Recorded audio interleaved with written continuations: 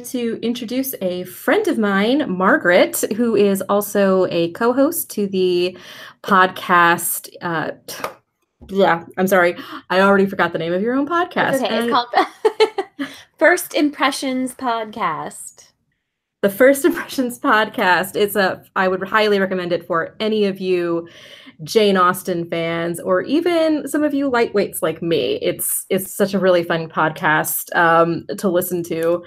And she is joining me today to talk about the first movie on the top 25 AFI list of greatest American movie musicals. And this is going to be 2001's Moulin Rouge. Woohoo! I'm so excited. Thank you so much for having me on your podcast. I love movie musicals and I love Moulin Rouge.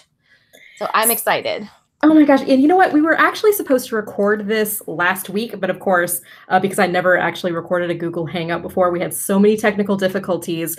But the thing is, last week, I was so ready to just freaking tear this movie apart. Like, I just was not having it. Maybe I was having a bad day. I don't know what it was, but I hadn't seen Moulin Rouge in such a long time. But now that I've had a week to really think about it, I don't think I actually hate this movie. It's really interesting where I think that your feelings about it probably depend on a lot of your state of mind at the time, if that makes any sense. Like we project a lot of ourselves onto it. Right. And why don't we just start at the beginning? I mean, you and I, we're actually the same generation. We're actually part of one of those little micro generations. We are in the exennial class.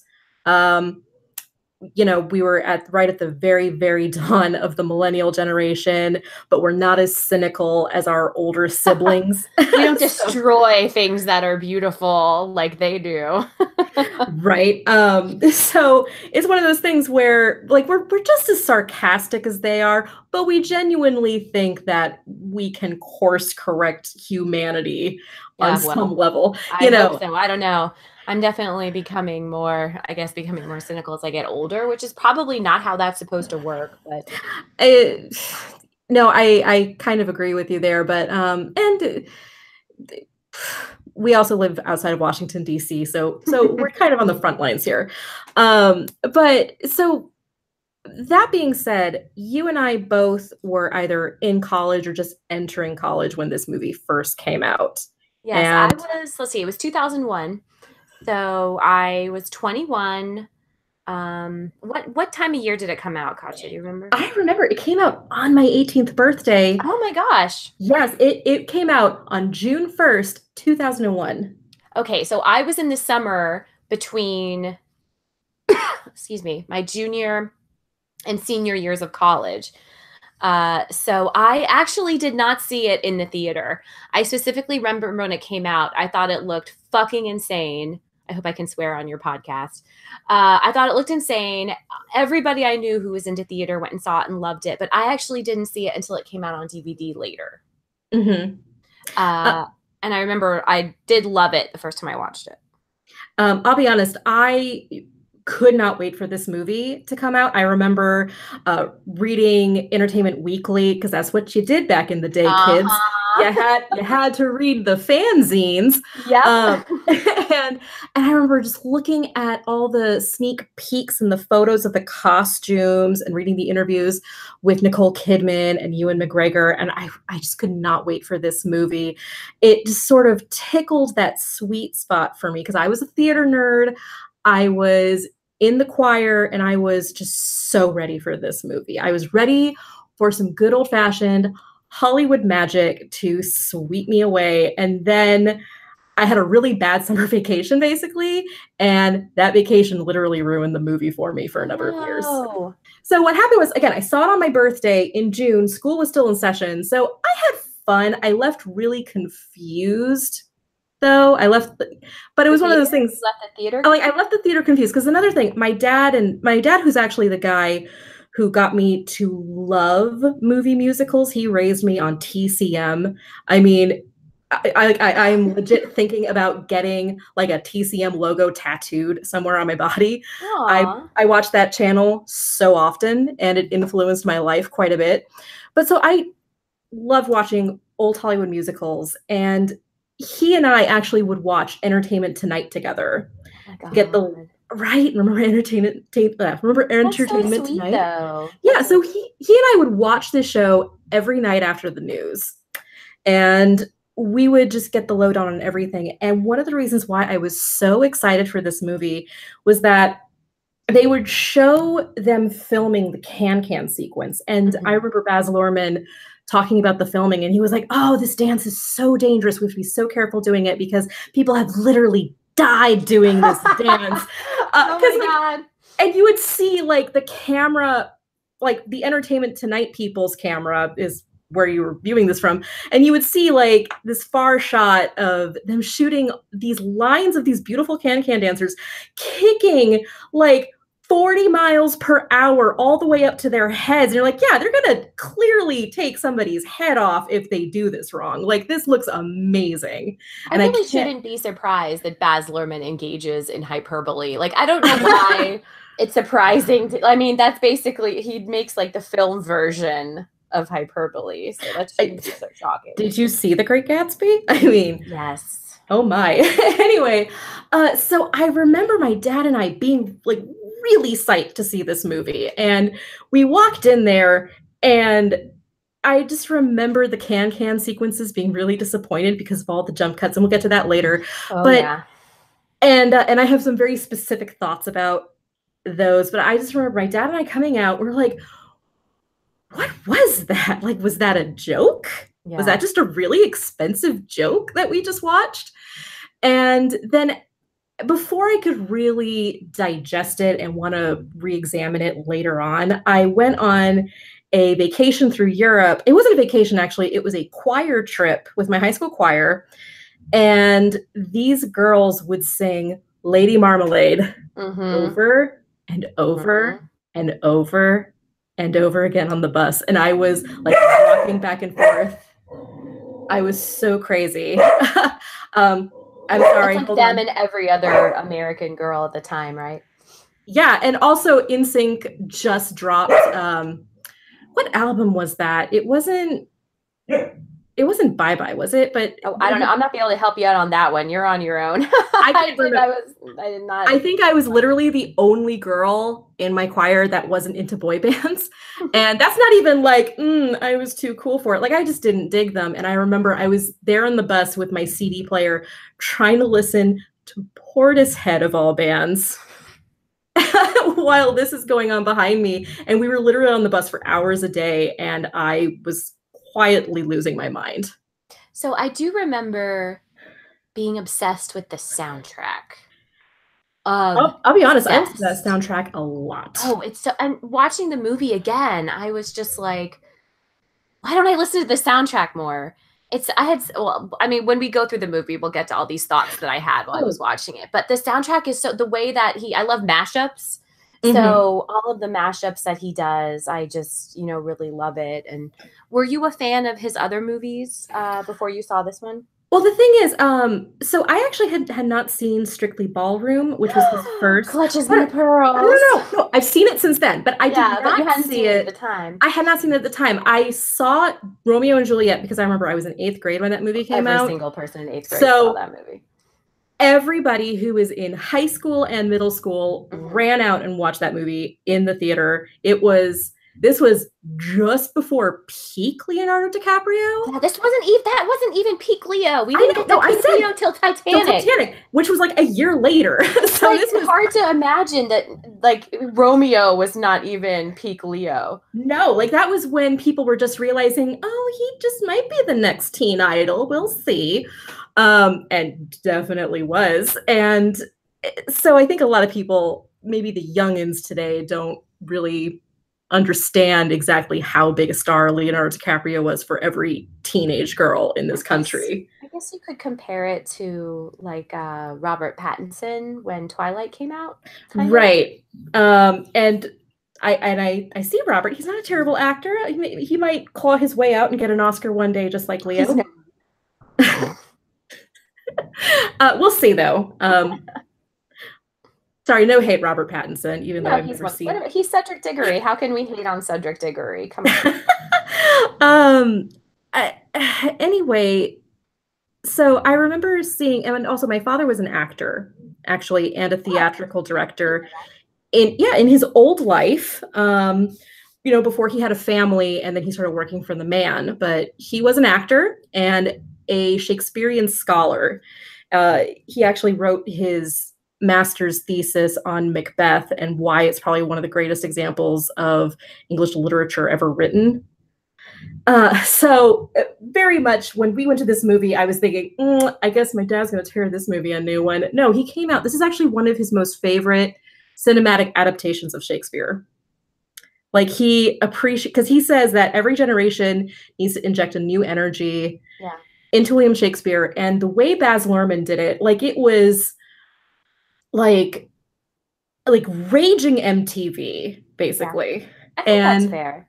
Yeah, that's a fair analysis of that movie. And also, it's Gatsby to me. Gatsby and Romeo and Juliet are basically the same movie to me. They are the same movie.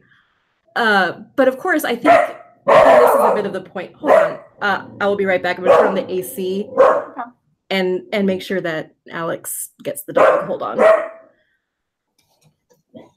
Hey, go downstairs. Go downstairs.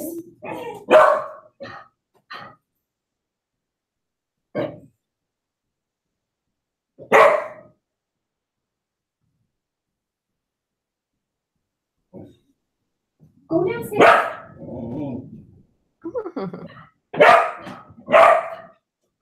Alex. Control your dog, Alex.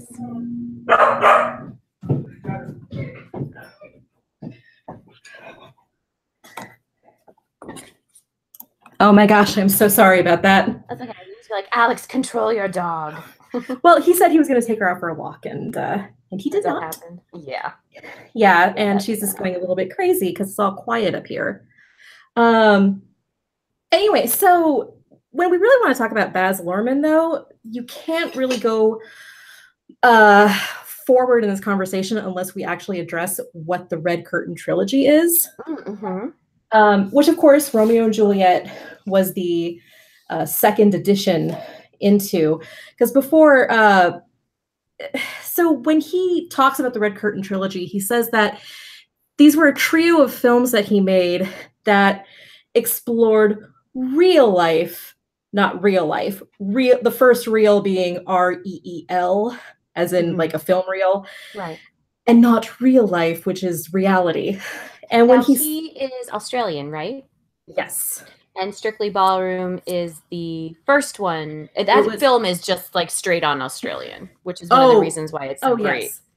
And I think that's one of the reasons why it didn't quite penetrate the zeitgeist in the US, because it was like this little tiny independent film, basically, when it got over here. And I remember a lot of people just didn't get it.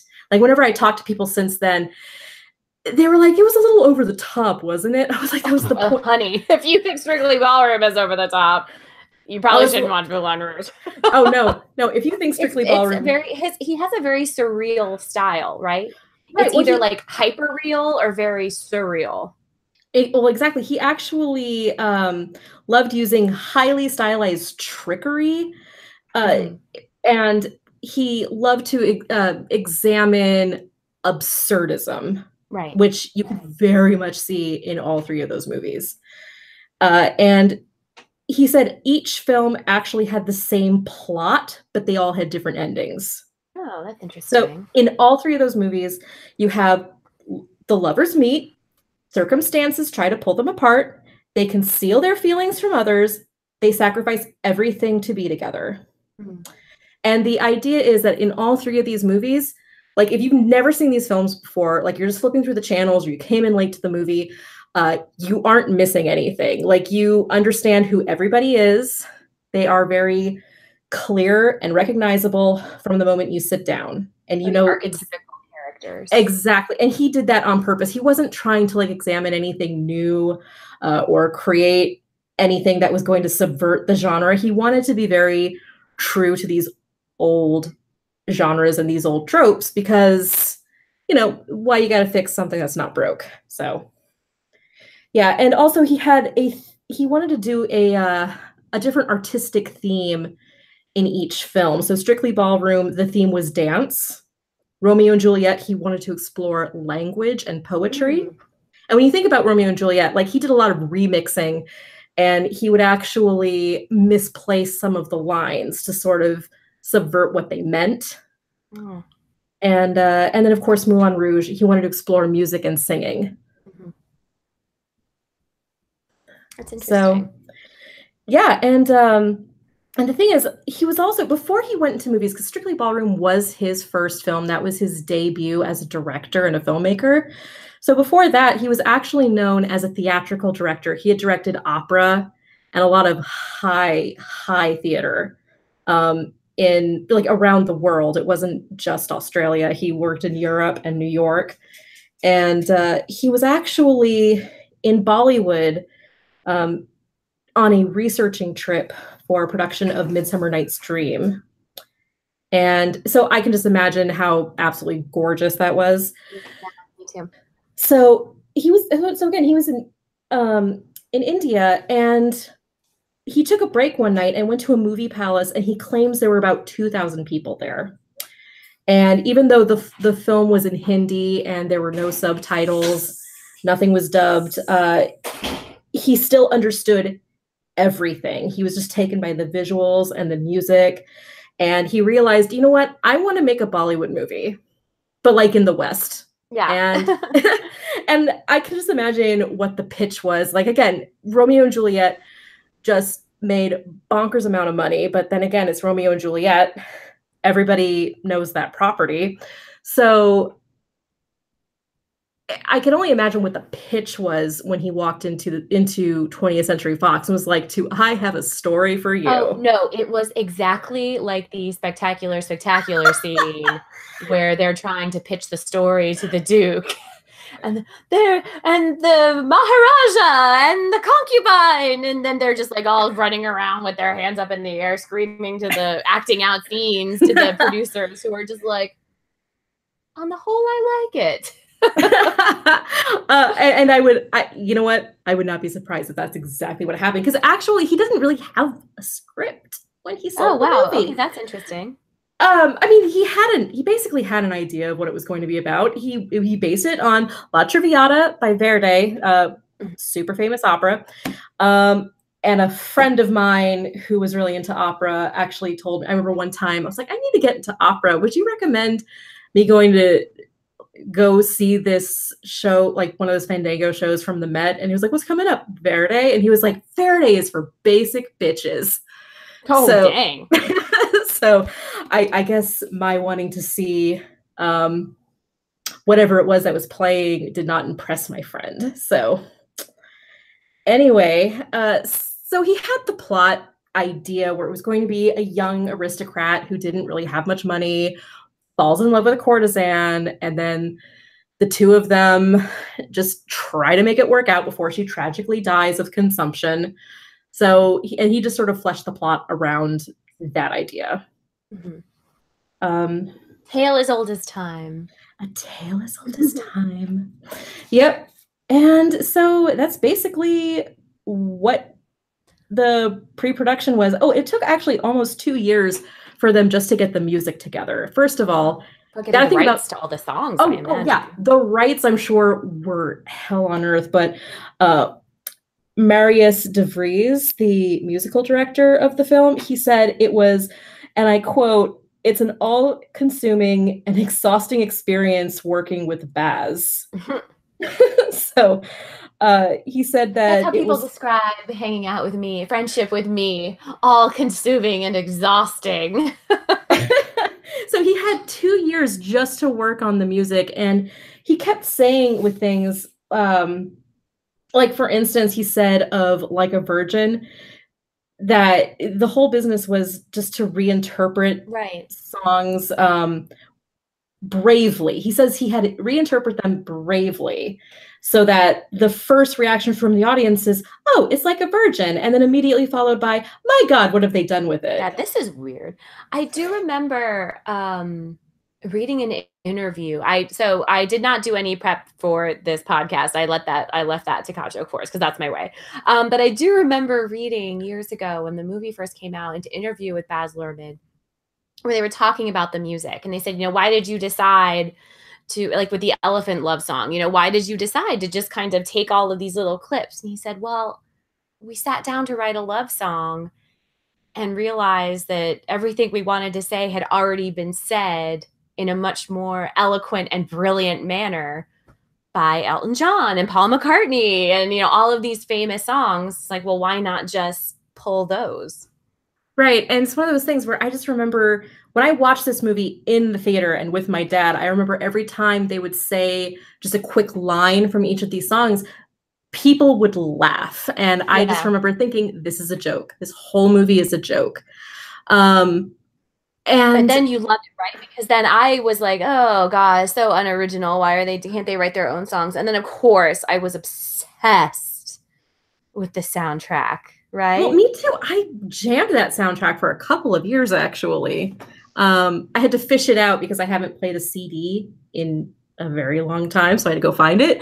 But I absolutely loved that soundtrack. And of course, a lot of the songs on the CD weren't used in the movie. Like they had the David Bowie Massive Attack collaboration of Nature Boy. Or just little snippets. Like they would just use like tiny snippets.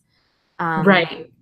I remember the one that's a Gloria Estefan cover, which is used in the Can scene. Well, yeah, they use it sort of like you could hear a little bit of it in the background where it's, like, okay, it's a party song, woo. Yeah. Okay, but I maintain that using Nirvana when the guys come in was a stroke of genius. You know what? That part is amazing. I hated it when I was 18, but now that I am a wizened old 35-year-old, I'm like, yes, this is what I need. Right?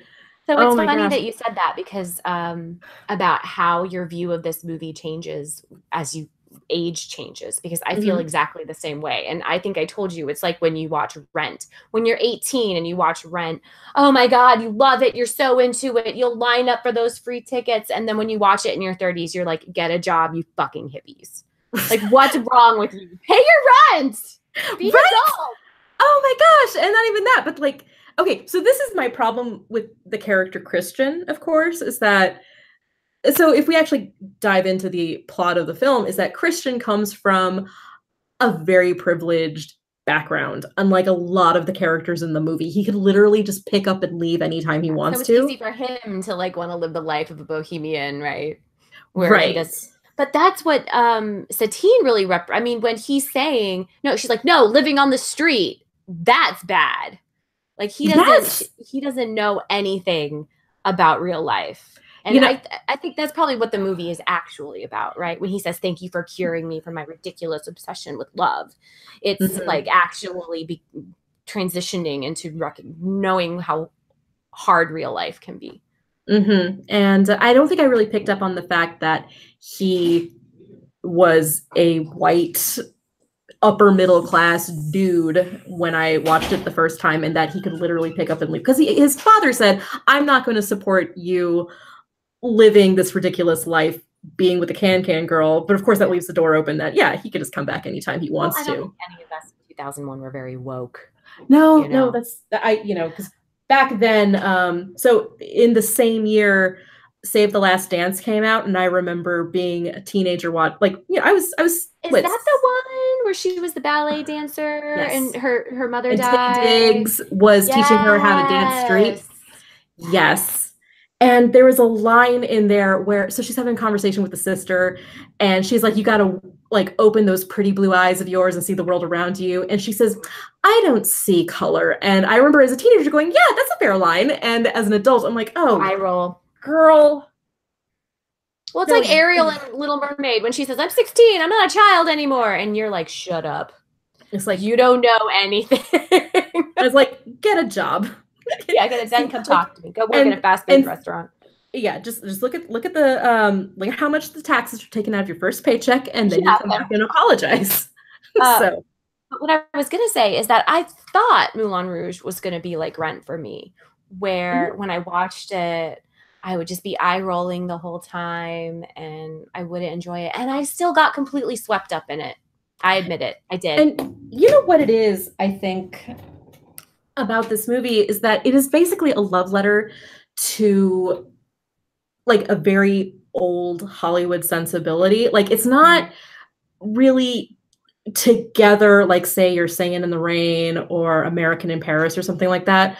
Because obviously it was like hodgepodge together with all these different elements in there, but it was still beat for beat a traditional American musical, and I think a lot of people kind of forget that when they talk about this movie. It's a musical for the MTV generation. Exactly. I remember I tried to get my mom to watch it because I just like you, I grew up watching musicals with her, and I was so excited about it, and I wanted her to see it, and I put it in, and she made it to the end of the Diamonds Are a Girl's Best Friend, and she's like, I can't watch this. And I said, what are you talking about? And she said, the editing, it's too much sensory overload. I can't watch it. And she never watched the end of the movie. She only made it in like 20 minutes. And now looking back, I'm like, oh yeah, I can totally see where that came from. But us with our, music video brains, that was what we were used to.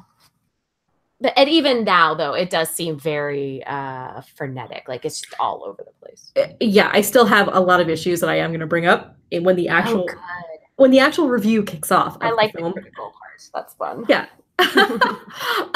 But still, I really enjoyed it. But at the same time, this thought actually occurred to me today when I was trying to think, why didn't I have a problem with the music like I did 18 years ago or 17 years ago, I mean?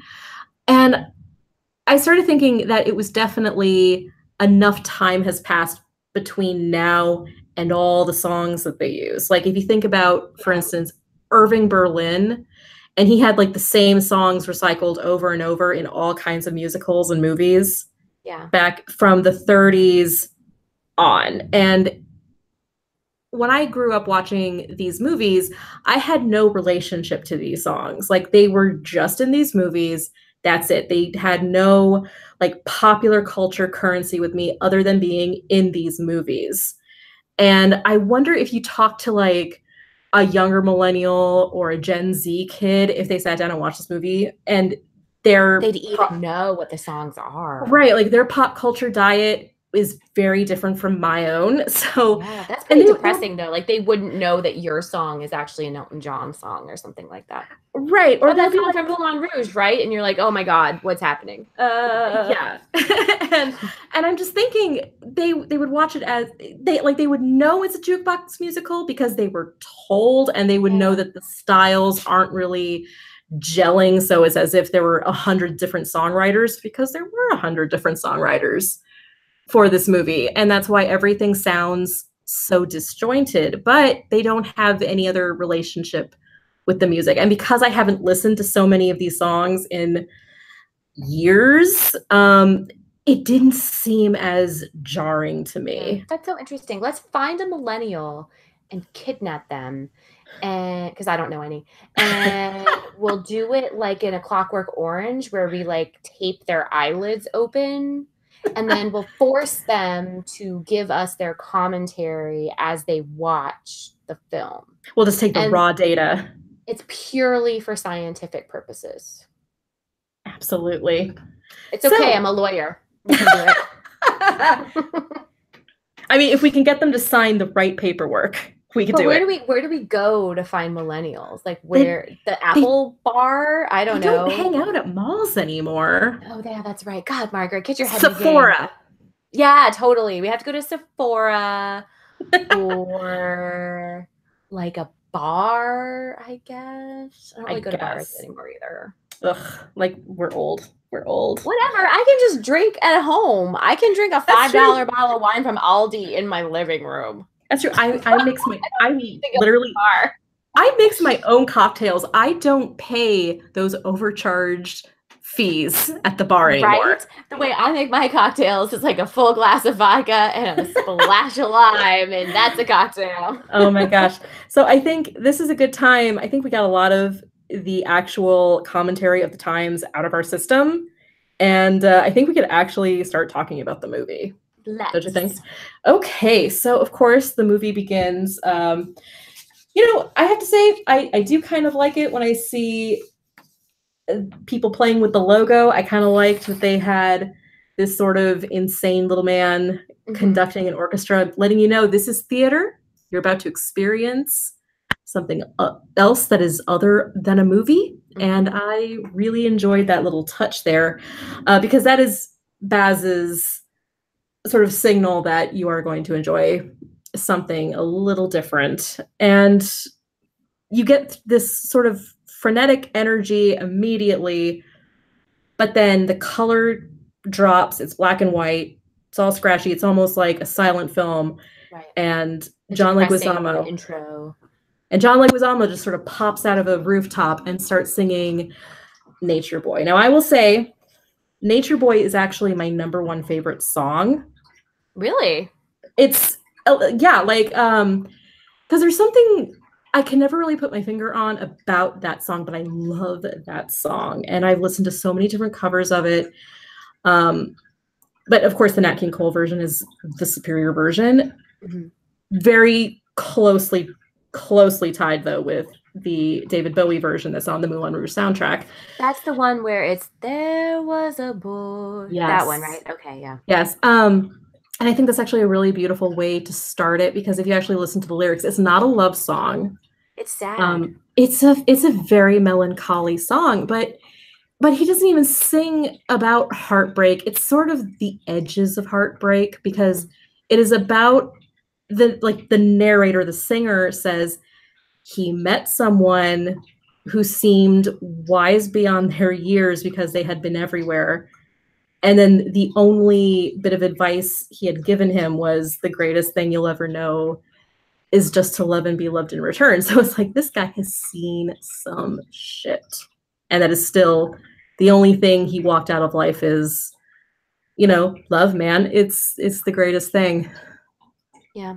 So, of course I was already drawn in immediately when you get this sort of kickoff, and then it goes into melancholy Ewan McGregor just being very sad. And the first line out of his mouth is that I fell in love and she's dead.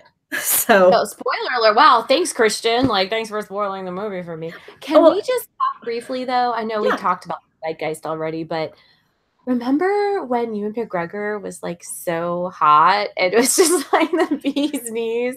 And now I can't see his face without thinking of those ridiculous Obi-Wan Kenobi memes from that Christopher Robin movie. Well, he's Obi-Wan Kenobi. Why are you singing love songs? It's so weird. I mean, okay, so do you have a list? Oh, my list of 5 guys that I'm allowed to sleep with kind of thing? Yes. I did at one time. He was never on it. I think because it was difficult for me to go from oh God, what's the one where he's the heroin addict? Oh, Trainspotting? Trainspotting to Moulin Rouge. I remember being like, that's the guy from Trainspotting, right? Well, the thing is, though, I was into it.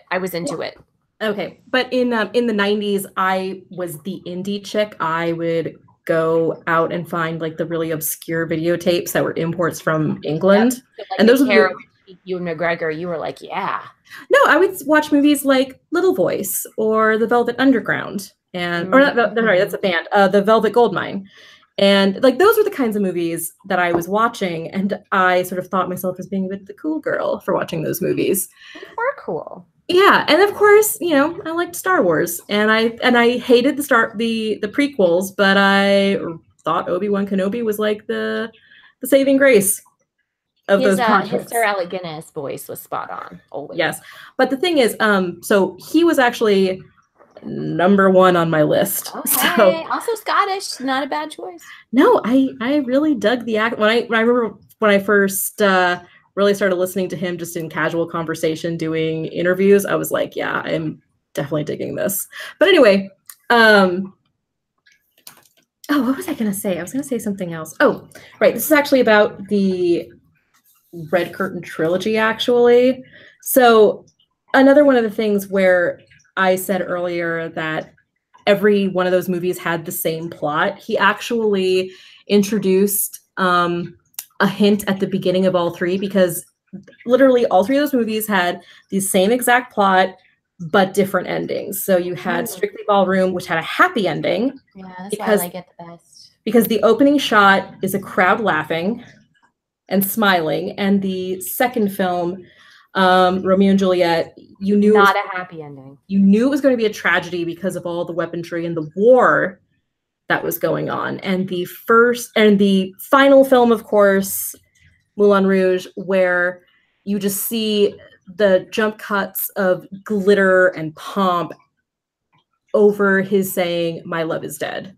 So that's where you knew it was going to be, instead of a full-on tragedy where they both died, it was going to be just one died. So you just have survivor's guilt is going to be the theme of the movie. So do you know how I actually prefer to watch this movie? How? I stop the movie when the curtain on Spectacular closes.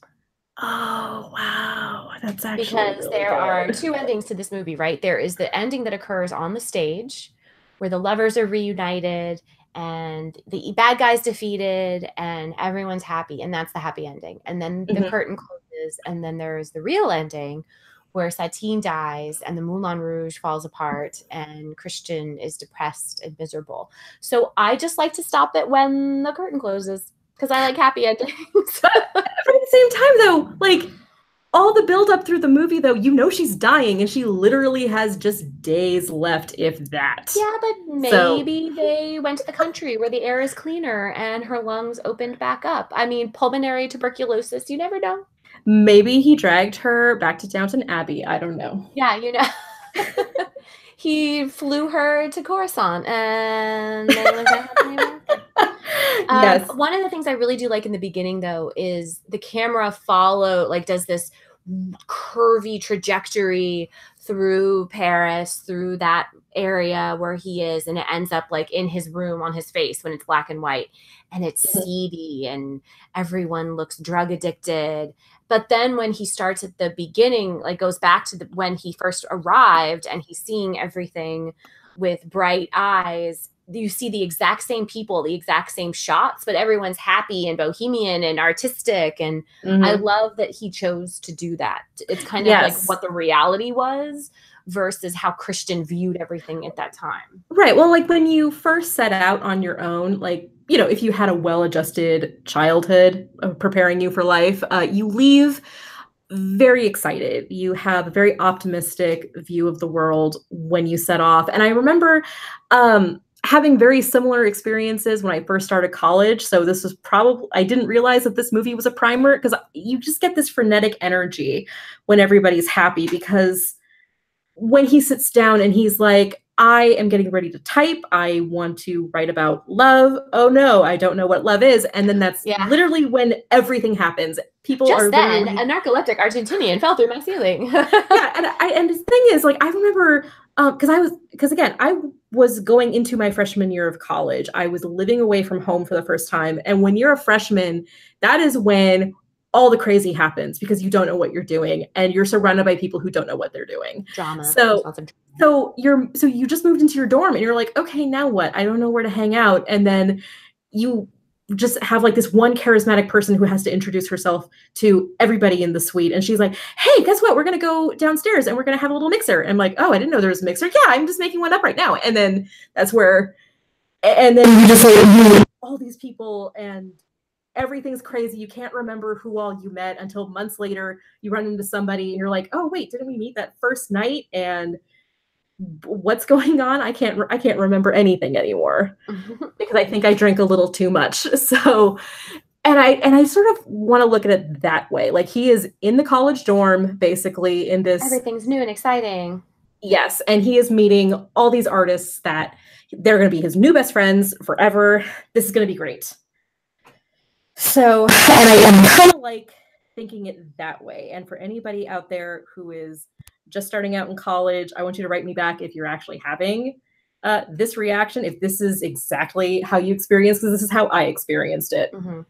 So my first, I was very awkward my freshman year. I didn't become like my confident powerhouse self until maybe like I found a good group of friends. So I just remember being really uncertain of myself and stuff Oh no, like me too. That's why I had to have a very charismatic person literally drop into my room and tell me, "Hey, you're coming with me right now." I'm like, you're gonna "Okay." write our new musical called Spectacular Spectacular. What a coincidence, Katya.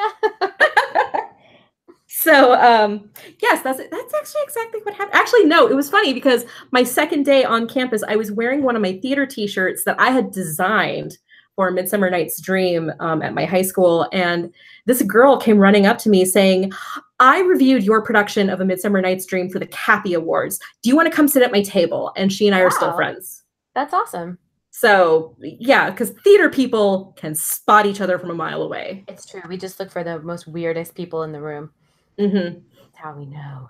Yeah, and so of course, so I think one of the reasons why I was a little turned off for this movie for so long with all the jump cutting is because he had two sequences, one right after the other, where Oh you yes. have the excitement of being somewhere new, being introduced to all these different people, and sort of having the freshman experience, and then he goes on a literal drug trip. The whole first hour of the movie is one day. Yes. It's one day. If I was going to look at this movie from a, actual critical eye, I would say that one of the, and I say this as someone who loves the movie, right? Hmm. Uh, there's nowhere in that first hour for the audience to just breathe, right? No. There are some really beautiful scenes later in the film where Christian and Satine have conversations. And I'm like, this is why Nicole Kidman is in this movie. I had this revelation, right? This Yes. watching it now where I was like, this is why she's cast. She's fucking brilliant. Like She's not the best singer, but she is the scenes where they're actually speaking are amazing. But there's nothing like that in that first hour. It's just a whirlwind, which I'm sure is what he was going for, but you have to give your audience time to take a breath. I was so exhausted watching that Yeah. movie. And I think that's one of the reasons why I left that theater being just so bewildered with what I had just seen because my brain couldn't process it. Because again, if you want to think about the MTV generation, we would take those music videos in little bite sizes. Like 2.5 minutes. Yes. So they were 2.5 to 4 minutes long, and that was it. That was as much as you could take. So when you ask an audience to sit through a straight hour of that and then some, like like you may as well just give everybody epilepsy at that point. Like it's just too crazy. Yeah, it is. And I get now how my mom felt. At the time, I was like, Mom, God, well, can't you do it's just a movie. Can't you just keep up? But now, I guess I can think of little moments like when Satine comes down on the swing. Okay, that's like 3 seconds where we pause Mhm. on one person. Or when she actually sings One Day I'll Fly Away. It's a little bit of a break. But Mhm. this movie does not give you a chance to even catch your breath, which is why you really have to watch it like a million times, like I did.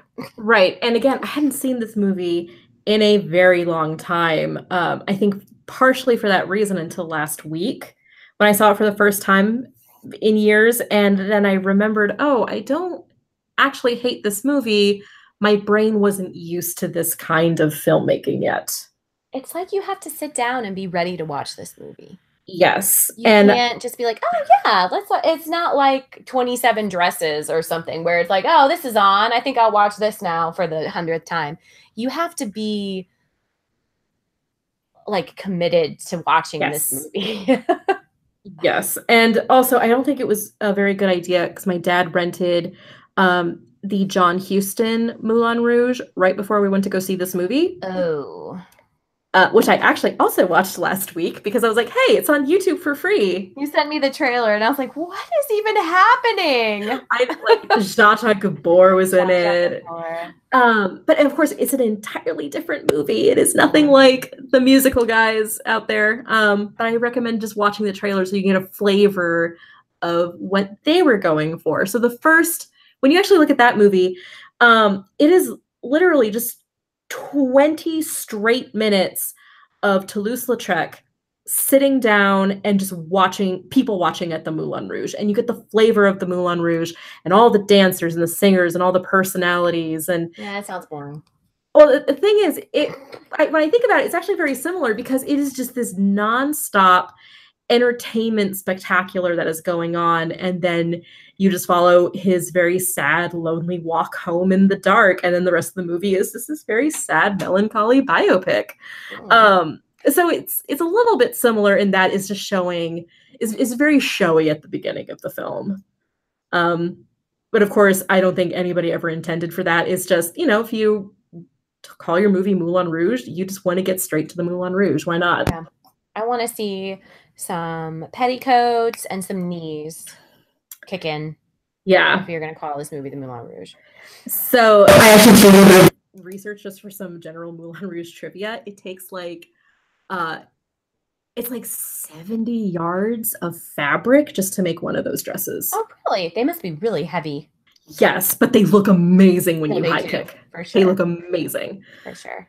I just feel sorry for a lot of the dancers because, like you were saying, they were talking about this can scene. It's so dangerous, but everything is quick cut. So you don't even really see what they're doing. This movie, I remember watching this movie. I loved the Elephant Love Medley. That was amazing. But then when they got to Roxanne, that is when I kind of sat up and was like, okay, this is something really special. Because in that, you actually get to see the dancing more. And I that's one of my favorite sequences in the whole film. I think it's really well done. Oh no! We are going to talk about that song when we get to it. Okay. But again, if you want to really get to scene 1 to scene 2, because scene 1 is okay, we're introducing the Bohemians, and scene 2 is we're going to the Moulin Rouge. So when you get between those scenes and they're drinking absinthe, and you have that is so wackadoodle. And hello, Kylie Minogue. Okay, sure. And originally, Ozzy Osbourne was cast to play the Green Fairy. That would have been even crazier. I like Kylie better. No, first of all, she was already in her 40s, and she looked like that. Yeah, she's a fucking goddess. Right? I'm sorry, she is. But then of course, there's actually that bit where he's tripping out as he's entering the Moulin Rouge, and you see the screaming face. That was Ozzy Osbourne's face. Okay. So they both are credited as playing the Green Fairy. When she turns into the evil Green Fairy? Yes. That was actually, they filmed Ozzy Osbourne's face screaming. Interesting.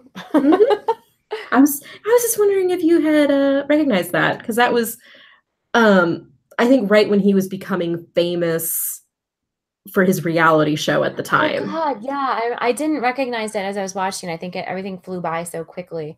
I think I had heard that he'd been considered for the Green Fairy. The only thing I did was read the IMDb trivia. No, they actually filmed him screaming and singing, but then they opted to go with a softer approach, and they used Kylie Minogue instead. Kylie Minogue. And they were like, yeah. Yes. So, and then of course you just get, okay, wait, I do need to stop though. Jim Broadbent. He's so good. He's the MVP in this movie. He's so good. What is it, that song he sings? The Show Must Go On? Where the Queen cover? He's so good. Oh my gosh. But we have to talk about the Zidler's rap medley, where he's just he is the ringmaster of madness.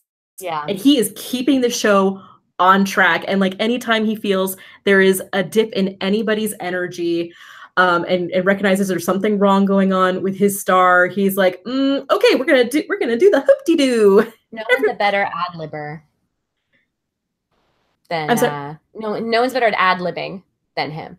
Yeah. At the very end too, aha, my eyes are not fooled. I know you as the same starving sitar player. He just goes with it. And whatever crazy shit happens, he just makes it work. And so I absolutely love all the visuals that were going on. He is saying, it might be raining outside, but here it's all about entertaining, and everybody and all the aristocrats are coming in wanting to party with young girls, singing freaking Nirvana, Smells Like Teen Spirit, and it's just so insane. And then when you actually look at it, so again, I did a little bit of research on the actual Moulin Rouge. It was not only the first building in Paris that was built to have electricity. Oh. Yep, it was fully electrified when it was constructed. And it was actually, when you think about it, it is the first and oldest bar that knew that if you wanted good business, you had to get hot young women inside and men with money wanting to buy those hot young women drinks. Yeah. Well, I mean, but it was a whorehouse, right? Is that It was, not true? it's one Like of those. I don't want to besmirch the lovely dancing ladies of Moulin Rouge, but my understanding was that they were like prostitutes. But is that Well, I not mean, true? they hired prostitutes, yes, because, these were young women who were professional dancers, and you may as well have been a prostitute. Because they were basically trying to get that green where they could. And if that meant working in the Moulin Rouge and just working to pick up a dude and then go into one of the hotel rooms, then that's what you did. Okay. So it was one of those things where just sort of under the table, management knew what was going on, but it's not like these were all girls who were straight up employed as whores. Okay. But they were hired to be dancers though. Mm-hmm. And when you actually look, and this is what I love in the movie, because you see all those can-can dancers had very specific costumes and they all were different because this is what they did. Like, this is actually what the women... You'd have a character that you would play. You had a gimmick and you were known for that gimmick. Like, there was this woman who was known for being very exotic. I don't know if she actually was Indian, but she would perform with a bindi and she would include like these Eastern fabrics into her dress. I'm going to go with probably not actually anything but a white chick. Because, I mean, when you think about Matahari, she was just a white chick who just sort of pretended to know how to belly dance, and she was a star. So what would be your Moulin Rouge persona? Oh my gosh. Is Shy Librarian not taken? I don't know. Sure, go for it. You have little glasses. Because the thing is, like, I'm one of those people where it's like, can't I just be in the background helping make the costumes? No, you have to pick a persona. Yeah, if there was any Baz Luhrmann movie I would be in, it would be Strictly Ballroom, where I would be the bookish nerd who's taught to dance. Yeah, so, that's my character. I don't know what mine would be. I guess I would kind of just play up the Irish thing, and maybe I'd just go for like. Oh, you know what I would do? I'd do like a Boadicea, like ancient queen of the Celts or something like that. That would be cool. Oh, I've always called her Boudica. Oh, maybe that's right. I don't know. I'm just pronouncing it like I've seen them do on some British shows that I watch, like The Vicar of Dibley, which I highly recommend. Okay, well, because I also had seen some documentaries and they would say Boudica, and I don't know. You know what? You don't have to know everything. No. But I did like all the different outfits, and of course the skirts are insane. Oh my gosh. And then of course you hear the Lady Marmalade in the background, which of course that song is so good though. It is so good. Oh my gosh. I think it was one of the longest running #1s ever on the Billboard charts. I just like it when they finally let Christina out of the cage. Yes. Oh my gosh. So that song was #1 for 9 weeks, by the way. That's a long time. It's so good though. And also, I remember listening to it in my car. Everybody had it memorized, and they all had their favorite part. Like it was like you would get your girls and you do it at karaoke. Yes, and you'd be like, okay, you be the Maya, I'll be the Pink, and I was the Christina, of course. You were. Yeah. So that's basically what karaoke was. All the girls got to pick which singer they were, and they would sing that part. Mm-hmm. And also, it's one of those few times where a cover was a #1 hit, and the original song was also a #1 hit. Oh, that's interesting bit of trivia. Yeah, well, LaBelle had So LaBelle's version of Lady Marmalade was #1 back in 75. I think it's about time for that song to come back. Oh, right. I Oh, hope they come. speaking of burlesque performers, get off my keyboard. So Bella Von Teese, Hmm. who is my long-haired calico, decided to join us. Oh, hi, Bella. Bella, what is it? Bella Von Teese. Bella Von Teese. I love it. Does she That have a is little burlesque skirt that you make her wear? no, Tearaway sequined skirt. I wish. Like, no, she would murder me in my sleep if I. No, she would definitely murder me. Like she's the sweetest, most gentlest cat ever. But if you take her to the vet or try to like cut out her tangles, she will murder you. Okay, but I feel like even saying a cat is the kindest, most gentlest cat, you're still on the range of cat. So there's still like the starting point is still evil. So it's just like biding their time evil, Well, right? she I'm also a dog again, person, in case you couldn't tell. yeah. But also she's a serial killer Oh, okay, cool. because Yeah. we've had mice get into Good our to have a basement. hobby. So, and she's earned her keep. Good. You should have brought it over to my house when I had that mouse. Ooh, all right. But anyway, that's neither here nor there. Again, she has a little burlesque name because of course she does. So blah, blah, blah. Okay, so then of course we get into really the swing of things where you have Toulouse-Lautrec, who I'm definitely going to get to later, comes out saying, okay, so I've arranged this meeting with Satine, and then immediately the lights drop and you have, I The think, sparkling diamond. I think it's probably, if you had to like rank a top 100 list of movie musical numbers, I think this might be the top 25. I think It's really good. it is an incredibly great number. There's so much energy. It is so fun. And it was a great reimagining of an old musical standard. Like again, this is one of the few times in the movie they took a song from another musical and transplanted it into their own musical. Gentlemen prefer blondes. Which of course had that little Monroe. with that little cheeky Madonna reference in the center of it. And so a few years ago, there was a traveling costume show of all these Hollywood costumes, and they actually showed up in Richmond. So I drove down with my mother-in-law, and they actually had the pink feathered costume from that number. Oh, that skirt, that's yes. so cool. Yes, where costumes in this movie are off the chain. Oh my gosh. So the thing is, they had to have all these custom mannequins made for all the various costumes that they were putting on display, with all the dimensions of the various performers who wore them. So when they had the custom mannequin, who was actually up on a swing, by the way. Awesome. Yes, Nicole Kidman is that skinny. Yeah. Oh, yeah. I have no doubt. She's always looked. Okay. I mean, we don't want to like talk about women's bodies and stuff, right? Oh, no, no. To me, there was as soon as she became like very famous, I noticed that she always looked hungry. And now, of course, she's at this age. She's like, I'm Nicole Kidman. I can afford to eat a sandwich once in a while. For you. Live it up, girl. But no, I didn't mean it like that. I just mean, no, I know. Because first of all, her legs look like they go from the floor to the ceiling. I mean, they're she's so tall too, isn't she? Like almost 6 feet tall. Yes. So of course they had that going. It was probably one of the reasons why they had the mannequin seated in a swing instead of standing.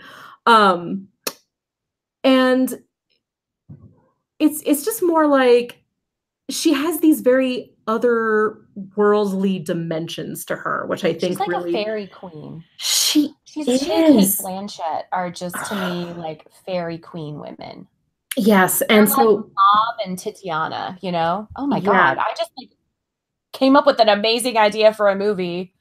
Queen Mab. You've got like Malb and Titiana, and you've got Nicole Kidman, and I just said her name and now I forgot what it was. Tilda Swinton, Kate Blanchett. Yes, right? Oh the three of them need to be warring fairy queens. Or they can just do Midsummer Night's Dream. Or that. I would watch that. Yeah, me too. I would totally. You know what? I would watch it if Nicole Kidman were Titania and Tilda Swinton were Oberon. Oh shit.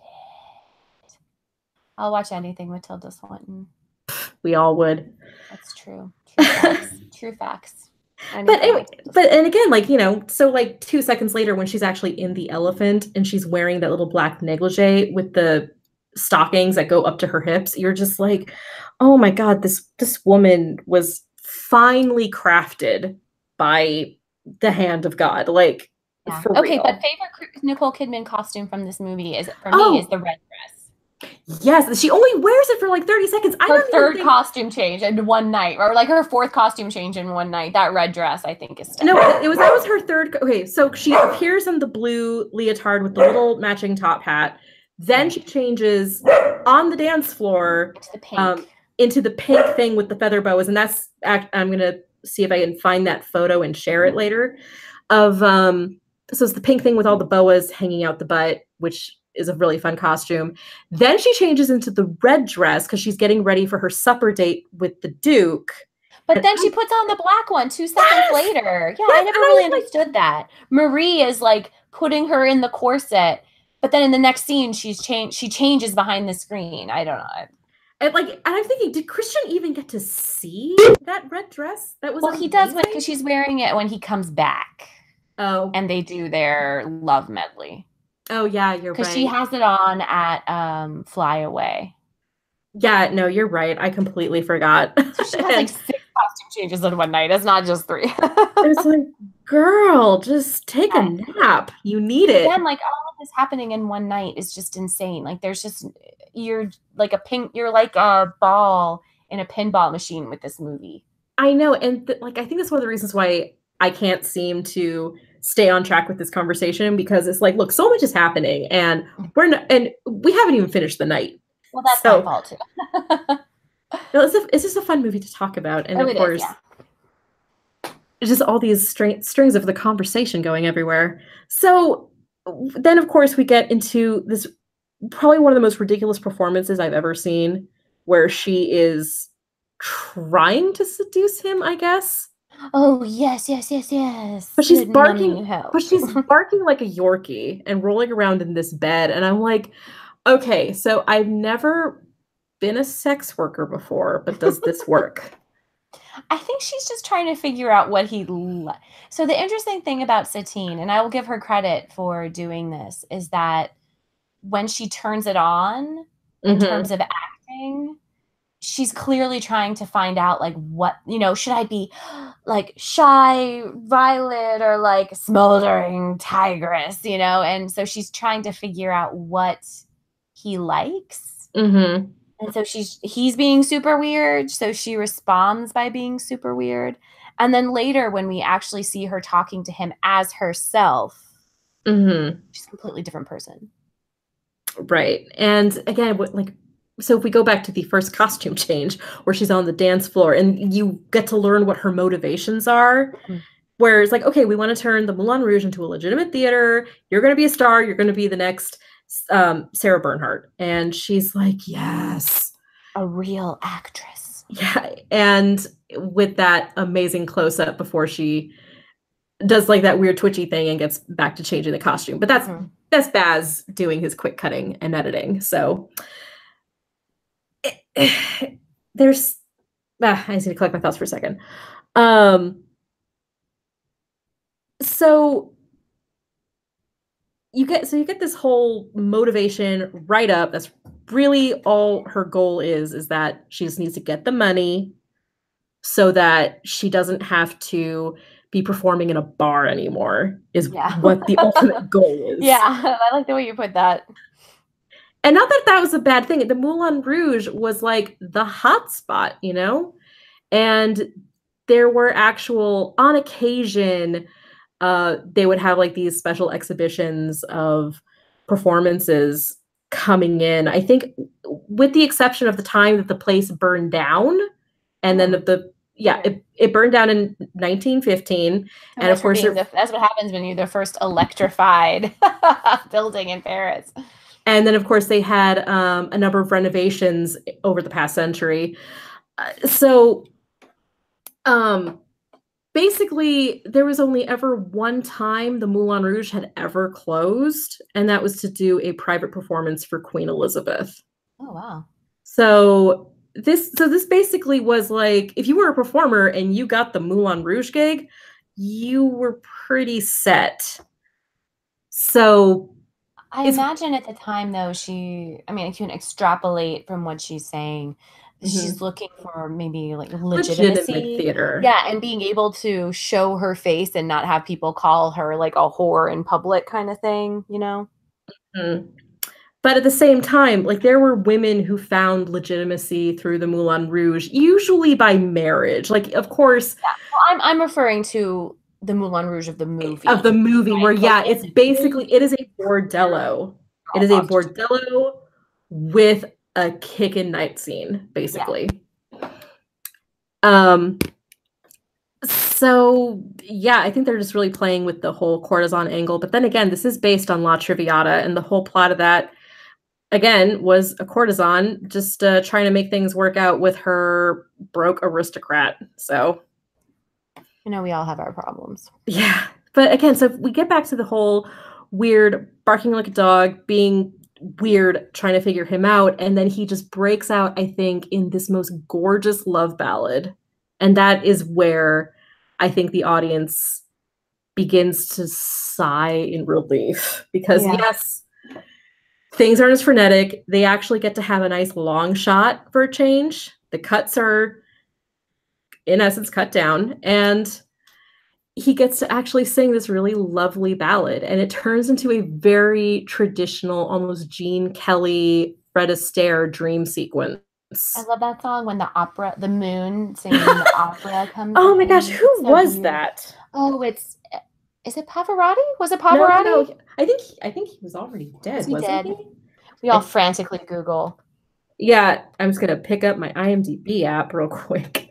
I got I, this. I have no idea who played the Man in the Moon, but still, I know it's a famous like one um of the three tenors. opera singer. And but what I want to talk about though is that you have this beautiful little dream sequence. They leap off the rooftop and they're doing this little rain dance, and they even sewed in little matte black rhinestones into his coat to make it look wet from the rain. Oh wow. And it is It's so gorgeous. it's Alessandro Safina, whoever that Yeah, is. I have no idea who There that you is. go. You're welcome. I've now contributed. I'm sure my friend who's into And opera and would her tell dress me. is covered. I know her dress is covered with all the sparkles. I mean, he's got like, doesn't he? Don't they have? He has a Gene Kelly umbrella. Yes. Well, again, because they alluded earlier in the film that it's raining, that it was raining outside. Oh yeah, it's clearly So an homage to like your it classic it is. Well, American he's Beauty spinning musical. around on a lamppost Yeah. with an umbrella, and his little jacket is sparkling as if it's wet in the rain, and she is wearing the sparkles too. So they're both doing this beautiful dancing cheek to cheek number, very like it's very Fred Astaire, Ginger Rogers while he's swinging the umbrella around. So it's just straight homage to old Hollywood. And it's not even so much a see like La La Land was. This was more like we're just gonna have fun Mhm. with these familiar tropes that everybody has grown up with and learned to love in these musicals. But that's also who Christian is. Like his He's song is a very like classic love movie musical song, right? Because that's who he is. He's only the happy ending guy at this point. right. So, and again, he's a guy who's never been in love before, so he doesn't think he can write about it, yet right off the top of his head, he comes up with like the most gorgeous love song that Mhm. anyone could possibly think of and seduces a sex worker Yeah. into falling in love with him. The most cynical character.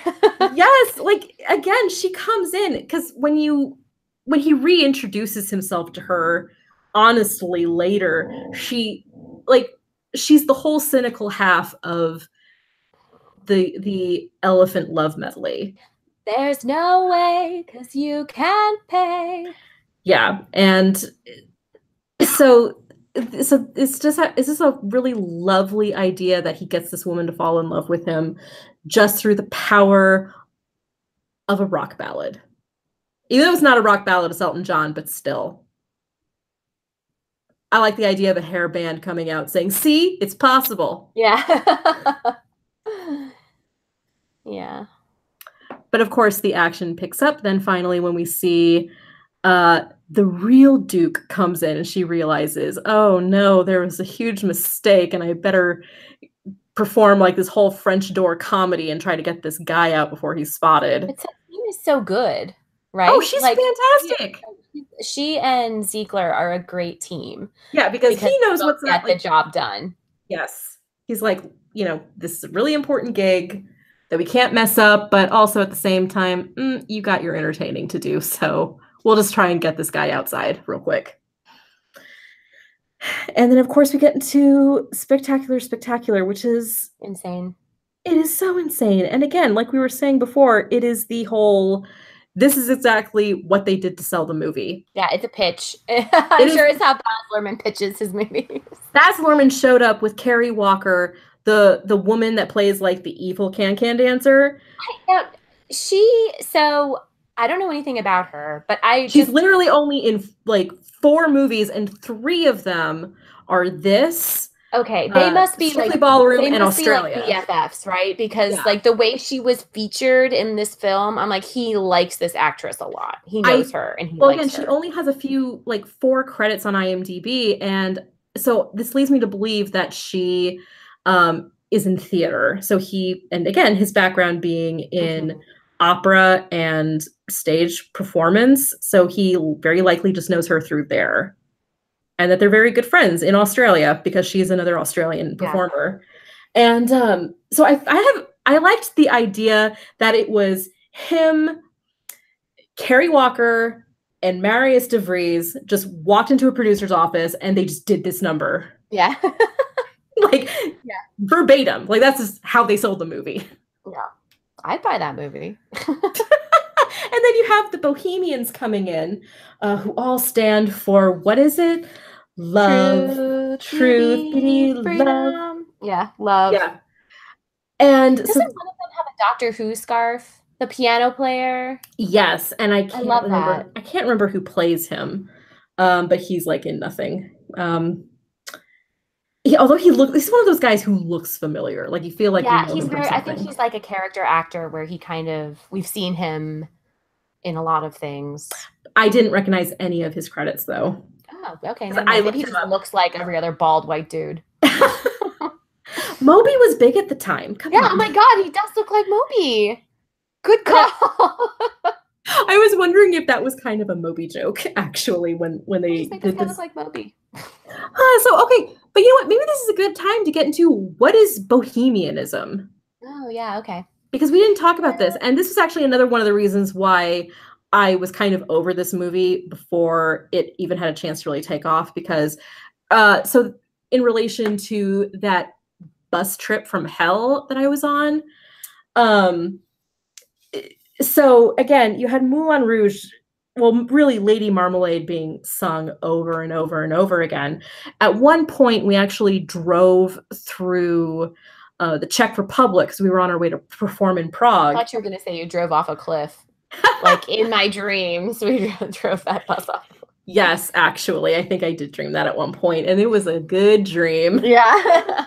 So we actually drove through the Czech Republic, and our tour guide was telling us about Bohemia and what that meant historically, because really Bohemia was just a cluster of countries that used to be one, like it was Romania, Czechoslovakia, and a couple of other countries just sort of all mushed together, and before they were broken up by history. And so she says, so yeah, what we're driving through right now is known as Bohemia. And of course, all these girls started giggling and getting super giddy and asking all these questions about like the art movement. And she was like, I don't understand what you're saying. I have no idea what Bohemia, what you're talking about. And meanwhile, I'm not bragging or anything, but I had a for my age group and I think educational level, I had a slightly somewhat above average knowledge of what bohemianism actually was because I was in AP art history at the time and I was a huge art nerd. Like this was going to be my craft one day. So I actually knew what bohemianism was, and also of the post-impressionists, Toulouse-Lautrec was actually my favorite of the I can just picture post-impressionists. you. Well, actually, Oh no, I didn't. Bohemia.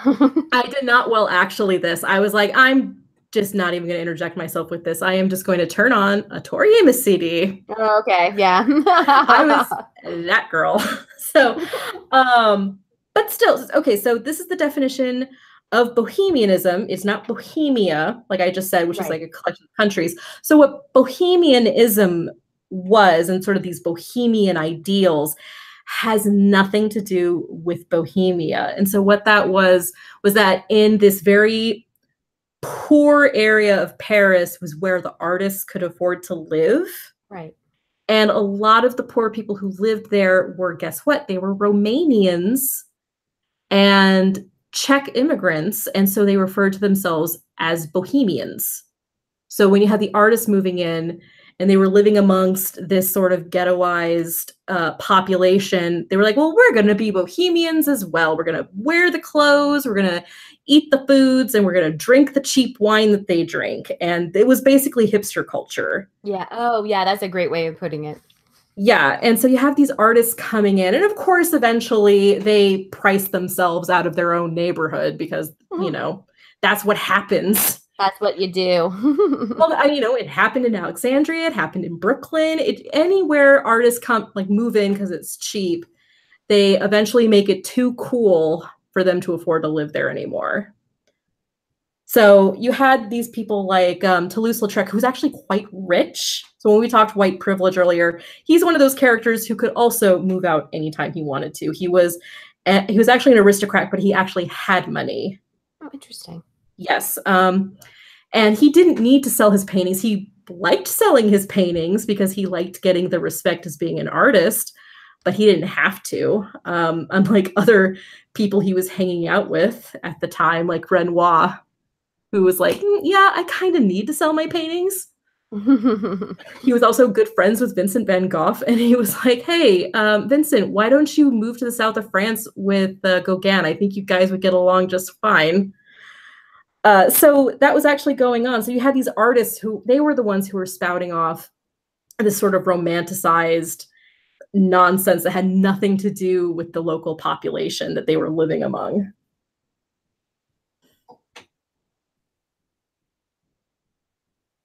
So that's it. That's my take on bohemianism. I wonder how much of this is also influenced by the operas themselves. Well, I mean, you had La Boheme. Yeah, that's exactly what I was thinking of.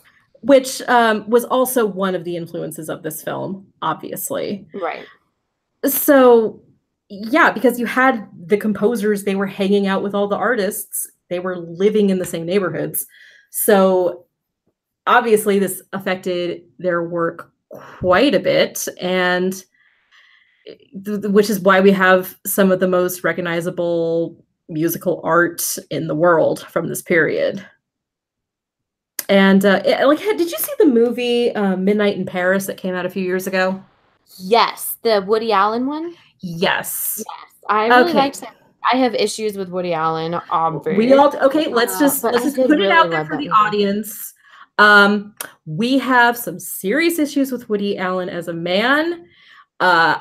We struggle a lot with him as an artist as a result, but he did make a few good movies. I did really enjoy that movie. It's very enjoyable. I have to say he's very good at nostalgia art. Yes. And the whole point of that movie is, of course, is nostalgia, where somebody is always going to look back a little bit further behind and think, yeah, that was the best possible time to live in. Because of course, this character gets into a limo and literally meets the Fitzgeralds, Cole Porter. Yeah, travels back in time in Paris. He falls in love with Picasso's mistress, and when he talks to her, she's like, what, this day and age? Oh, it's garbage. Like, do you know what the golden days were? the gay 90s and going to the Moulin Rouge. Like that Yeah. was the day to be in. And so it's sort of this interesting concept of always going back and appreciating the generation before you and their These work and their influence. these two movies would make a really interesting double feature too. No, I totally agree, actually. And like, did you see that recent um, series on Nat Geo about Picasso called Genius? No. Oh, okay. Stars Antonio Banderas, Yes. and he's I'm sorry. Was that out loud? okay, let me say, Picasso also a piece of garbage. I'm just gonna Yeah. say, And it crazy.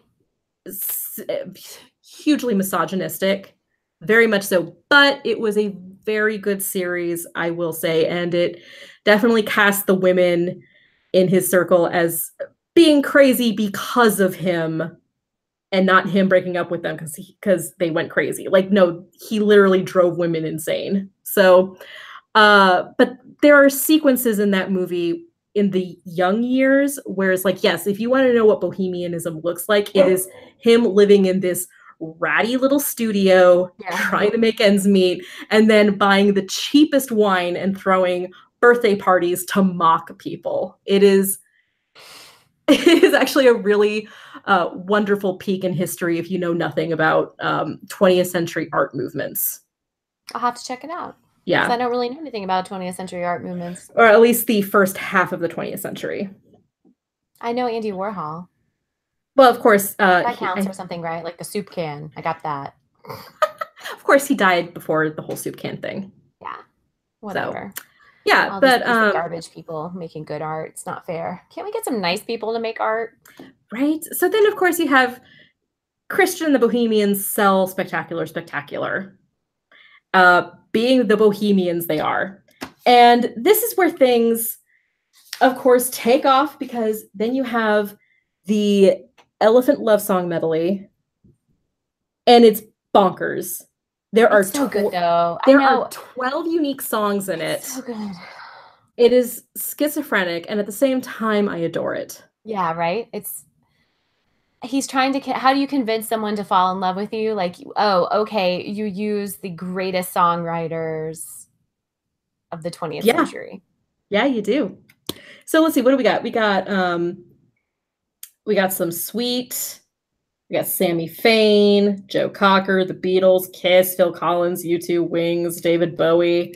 Who does the Love Lifts Us Up Where We Belong? Isn't that the That's Joe Cocker and Jennifer Warnes. Yes, I love that song. Yeah, from what was An Officer and the Gentleman. Uh, And again, like so again, like I was getting to earlier, all these different sort of pop culture references that you and I grew up with that maybe the kids today just don't have. yeah, I don't know if it'll have the same impact though. Exactly. Well, It's confusing at first, and then you just really appreciate it. Because again, when I have these emotional attachments to these songs already. Right. Because when I watched this movie in the theater, I remember when he started singing Love Lifts Us Up Where We Belong, the audience just busted out laughing. Oh. It was a joke. And I watched it last week and I'm like, no, this makes sense. Yeah, it works because those are some of the greatest love songs. Like, why wouldn't you use those? And I have to say, like, everything just kind of blended together. And then her coming out singing the McCartney, just singing silly love songs. And you're like, yes, this is probably one of the most relatable things ever.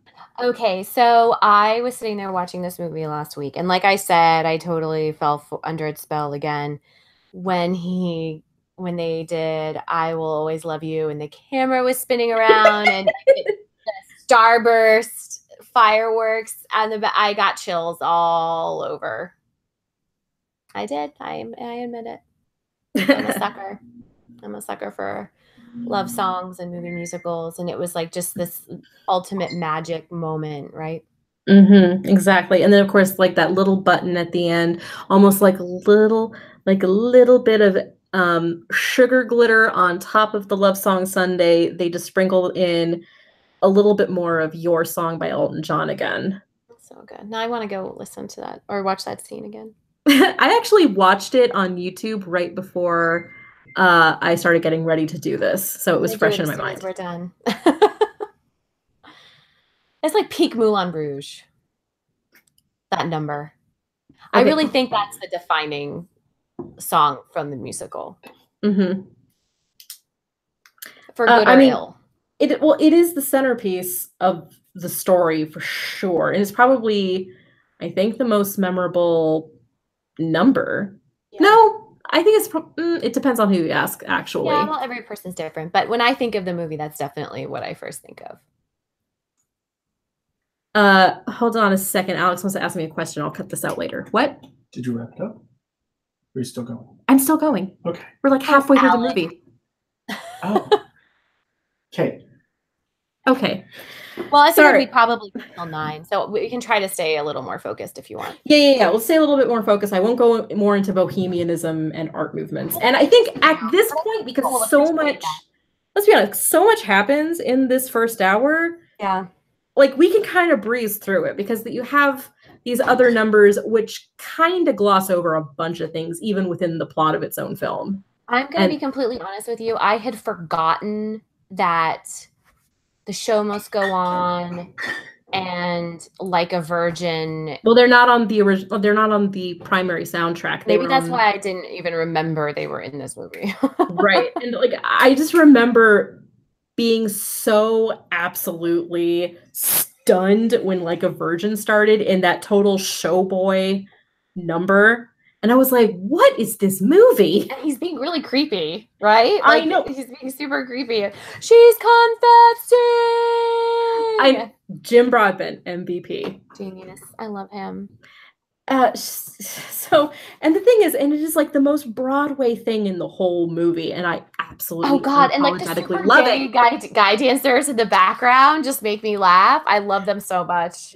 Oh my gosh. And the thing is, like, again, it was another one of those numbers where I thought it was a joke. As an adult, I'm like, yes, this makes perfect sense. It fits perfectly in this movie. I love it. So I think we actually can both agree that we appreciate this movie as coming at it years later. And we appreciate it more.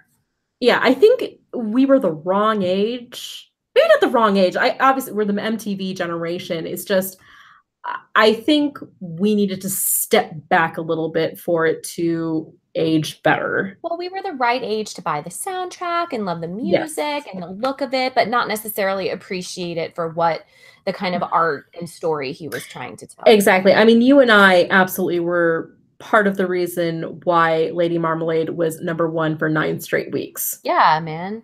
Yeah. It was the bomb. So, of course, you have this whole ploy then just trying to convince the Duke, who is the most gullible dude on the face of the planet. Okay, but he knows. He knows something's up. It's just because even earlier in the film when he signed the contracts, he was like, look, all I'm asking is exclusivity. Like, I want to be the only client on her book, understand? Because he knows, she's a courtesan. It's her job. So I do like how, and again, like I appreciate that actor's performance more watching it now. Because I thought it was so over the top when he pivots. Yes. Right? When he pivots during Roxanne to not just being a joke. It's genuinely frightening. Well, because the thing is, I didn't think Roxanne was a joke the first time I watched it because it is such a straight tango. And well, I mean the character of the Duke though. Oh yeah. No, I thought you were getting into like, oh look, like during Come What May, and he's like, look, a little frog, and he steps on it, and it's like, oh ha ha, he's so gullible, isn't it funny? He's so weird. And then he almost rapes her, and it's like, holy shit, what's happening? He becomes really scary really fast. Yeah. And it's one of those things I don't think I really appreciate it because when I was 18 and I was not a lady of the world yet, I kind of didn't understand how guys worked quite yet. And I've encountered some pretty harrowing behavior over the years from various gentlemen suitors and friends who had suitors. So I kind of get the Duke a little bit more often now. Yeah. Yeah. So, and of course, as we said, you go into so after Come What May, and he's really caught on, and he's like, look, I am serious. She will dine with me, or I cut the funding, and I will take possession of the Moulin Rouge. Do you understand? So, which of course we get into, I think, one of the absolute best numbers of the show is the Tango de Roxanne. I mean, I would say one of the best numbers in musicals. Yes. You know, like I think Seven Brides for Seven Brothers, The Barn Raising, I think West Side Story, America, and then I would say like Moulin Rouge, Roxanne. It's a centerpiece.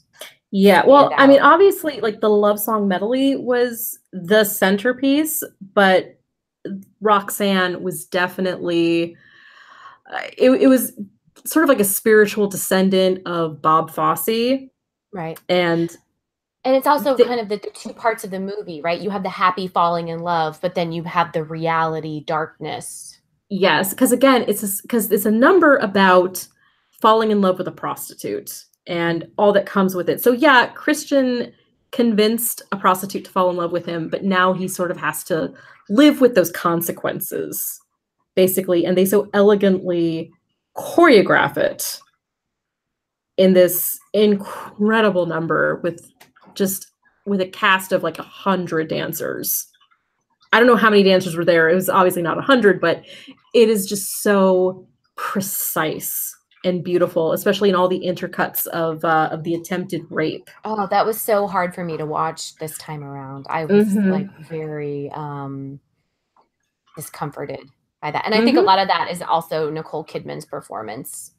Well, I think you really begin to appreciate Nicole Kidman as this character as years go on, that I don't think you and I were really primed for yet. Yeah, well, there's also a lot of stuff we know now about consent, and like we have these conversations, and so you're thinking like, yes, she is a sex worker, but that's her choice. She does those things by her choice. This is not her choice. Right. And it's clearly a power thing. I don't know. It was very harrowing. Well, I mean, if you go back earlier when they were stipulating in the contract where he destroys his hat screaming, I don't like people touching my things. And he sort of punctuates my things as if like Satine is literally just an object. Yeah. So that is the absolute definition of objectification here. And then in contrast, we're supposed to look at Christian as being somebody who is supposedly a believer in free love. And of course, with the tango scene, he can't bring himself to not be monogamous.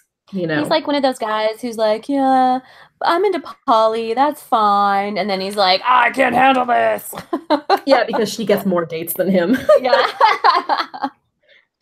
It's really, I don't know, it's really heartbreaking though, because you know that she's, the scene where they're in the bed, and he's like, where were you last night? And she's like, I was sick, I told you.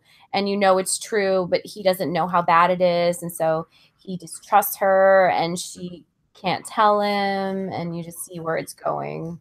And it's like the Argentinian guy says, like, it never ends well. Right. You know, it just ends in tears and tragedy, and of course that little touch at the end where he has the sort of symbolic death of the woman at the end of his dance. Yeah, where he murders her, basically. Yes. That was how I always interpreted that he strangled her. Oh, I thought it was like a neck break kind of thing. Maybe it was a strangle. Yeah. And of course, like when you think about not just the Argentinian tango, but also in Paris, there is this tradition that actually started in the Bohemian era called the Apache dance. Have you ever seen that? No, I have not. So the Apache dance is very much a cousin of what we're seeing here on the screen, where it is basically this brute and a woman, and they are both in a physical fight, and it is this dance where they slap each other, and they both are getting the upper hand as they're taking turns getting the upper hand until finally in the end the man ultimately kills the woman in the dance. And you've probably seen cartoon versions of this in the past because it's a very strange dance where it's just basically a woman getting slapped around. And that's, Oh, yeah, that's always good fun. yeah, so that's the dance. And but turning it into a tango, I think, was the right choice here because, they could have picked a Parisian dance like the Apache, but there was obviously a little bit more of a passionate connection going on. This is also more like a tango. Everyone knows how a tango works, right? Yes. Mm-hmm. Like that's much more mainstream. Right. And also, and I think it's probably one of the reasons why they probably made the character Argentinian. Oh, yes, I'm sure. So that he could do a tango instead of this horrifying dance that aged very quickly, actually. In fact, people still do the dance to this day, but they always... Yeah, but they kind of invert it where the woman ends up winning most of the time now. So and a lot of times people will start a fight and then they like bring it down because you're like, maybe we shouldn't be hitting each other. I don't know. They are not as effective, those versions. But it's just like a very interesting direction to take it, especially among the Bohemians, because they literally were expressing these in their dance and music. And this was mainstream popular culture. That's weird.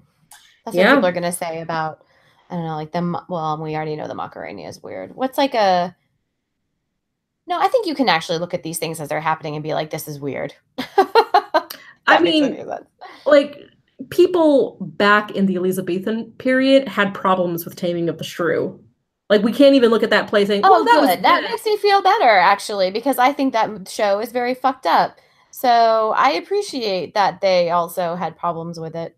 Yeah, like there are people who looked at that going, that's not right. So, yes. So every generation sort of has problematic art even then.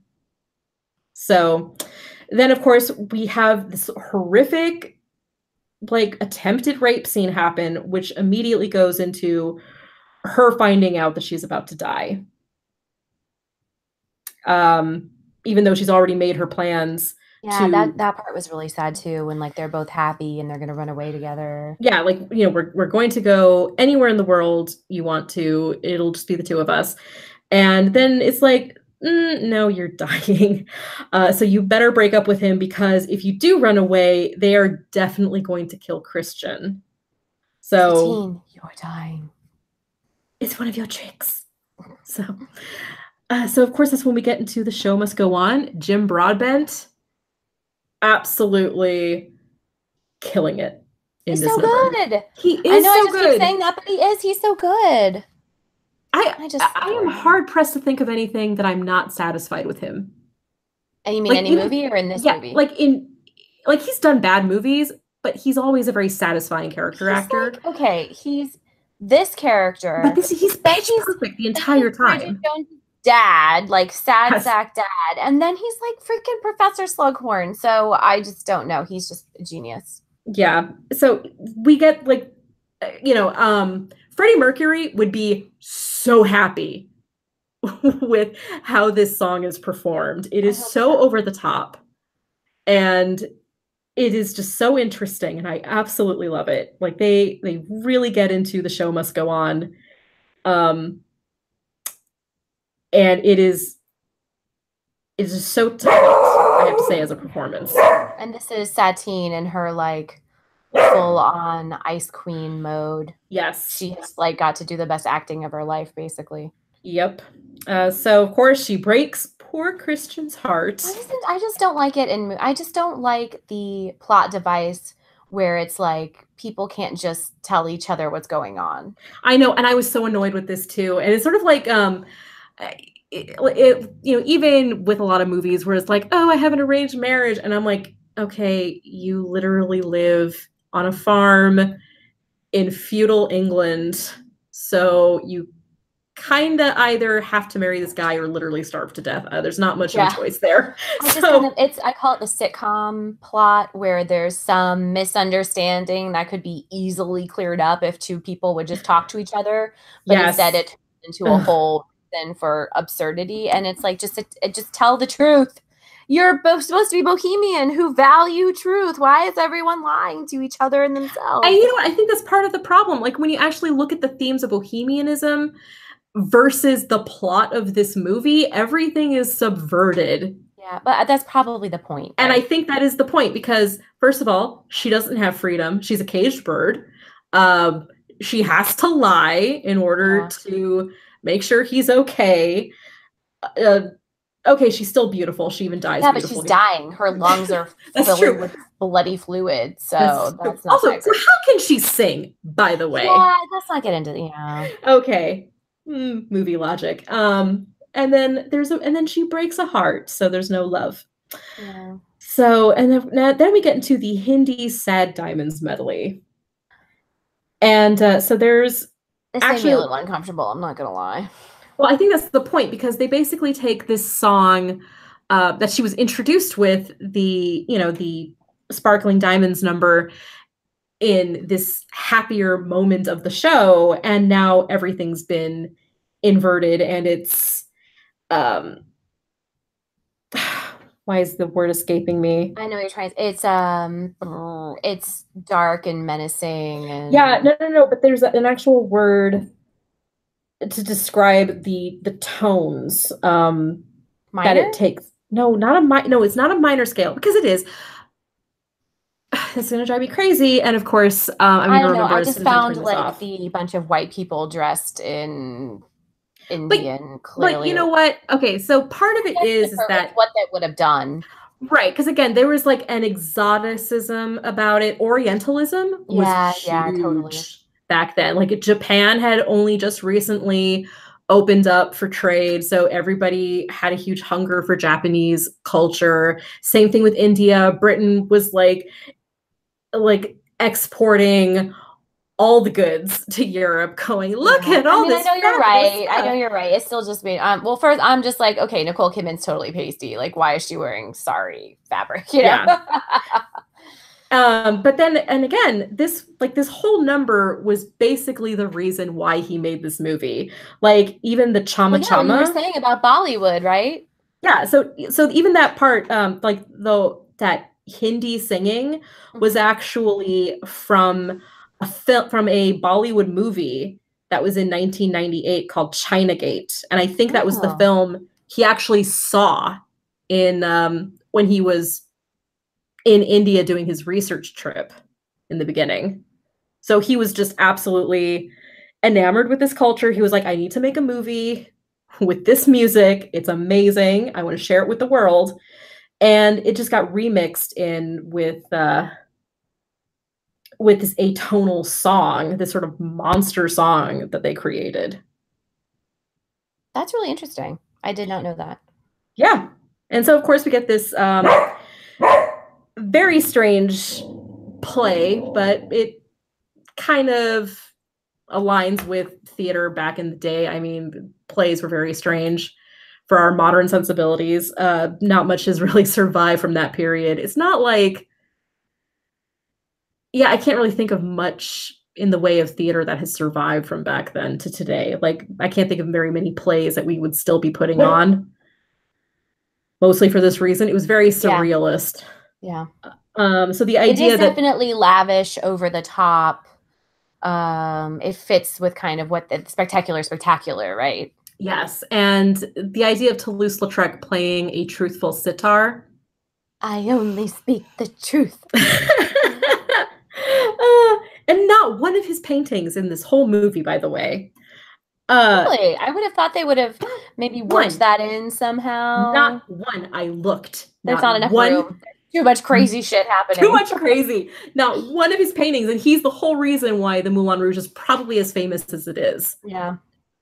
So, okay, I said we weren't going to stray anymore, but anyway, so we get into the whole crazy ending with the Come What May reprise, because he comes in, total heartbreak, publicly... It's so good. Publicly humiliates her in front of the whole world until they realize the truth of their love, and they come together. So romantic. Just stop the movie there.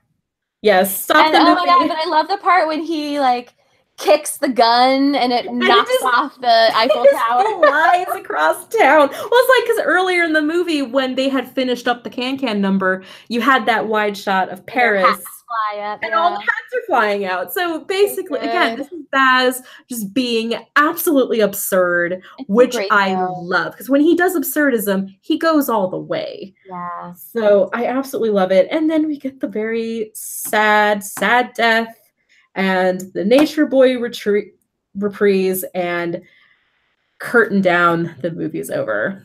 And And then you're really yeah, depressed. yes, we've depressed the whole I was way. depressed when it ended. I was like, oh yeah, that's why I usually stop the movie at that part. Oh my gosh. Okay, so I kind of want to read you a couple of reviews. Like, this is how the movie was received at the time. Yeah, I was going to ask you. I don't remember. I remember it was nominated for Oscars. I don't remember if it made a ton of money or anything like that. Okay, I actually looked at Box Office Mojo. How did it do? Let's see, it was like number 43 of the year, That's but not it bad. made $57 million domestic. I mean, that's For a what? musical in 2001, that's pretty decent. Yes, exactly. And the thing is, so this was the year of the franchise kickoffs. Okay. Oh. Okay, I'm gonna read you a few titles. Number 14 of the year was Fast and the Furious. Oh, Jesus. Number 8 was Ocean's 11. And I wouldn't have included that movie if it weren't for the fact that we had another Ocean's movie this year. Which was awesome. I loved it. Number 3 movie of the year was Shrek. Number 2 movie was Lord of the Rings, The Fellowship of the Ring. Oh, dang. 2001 was a good year. Hold on, I'm not done. The number 1 movie of the year was Harry Potter and the Sorcerer's Stone. I want to travel back in time to 2001 and know everything I know now and just relive watching. The first Lord of the Rings movie and the first Harry Potter movie came out within like 3 months of each other. Yes. And the thing is, when you think of what Hollywood is now, like, we are all franchises. Like 2001 kicked this trend off. That's amazing, though. What a time to be alive. Right? What a time to be alive. Okay, so Yeah. read me some of these reviews. Okay, so Roger Ebert gave this movie 3.5 out of 4 stars.